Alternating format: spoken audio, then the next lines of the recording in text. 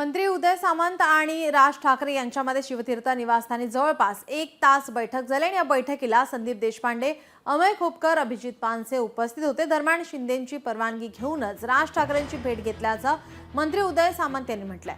तर बँकेत मराठी वापराबाबतच्या राज ठाकरेंच्या सूचनेबाबत मुख्यमंत्री उपमुख्यमंत्र्यांसोबत बोलणार असल्याचं त्यांनी म्हटलं आहे। आज आपल्याला माहिती आहे की महाराष्ट्रामध्ये मराठीच्या संदर्भामध्ये ज्या काही घडामोडी सुरू आहेत त्या संदर्भामध्ये मला आज मराठी भाषेचा मंत्री म्हणून राजसाहेबांनी बोलवलं होतं आणि इथे येताना मी एकनाथ शिंदे साहेबांना सांगून त्यांची परवानगी घेऊन इथं आलो होतो।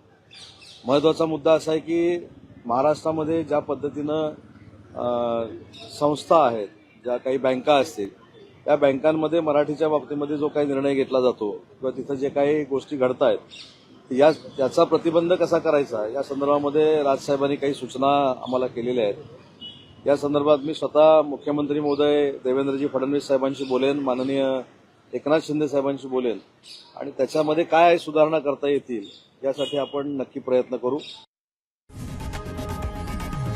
लोकशाही मराठी ऐका, पहा, जागरूक रहा।